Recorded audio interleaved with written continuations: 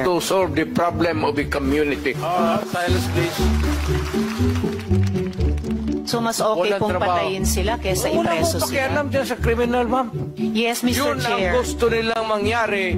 Doon sila sa impyerno at doon tayo magkita. Well, Mr. Chair, wala namang jurisdiction ng Senado sa impyerno.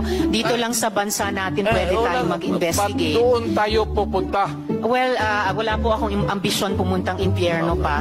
Pero Mr. Chair, ang hirain punto kita, lang ma'am. ito, ang punto lang...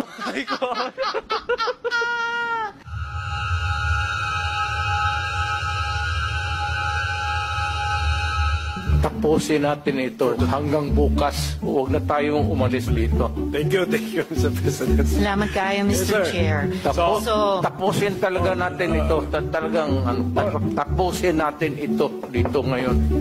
Huwag tayong umalis dito hanggang umaga.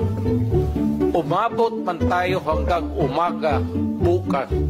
Huwag tayong umalis dito. Tapusin natin dito.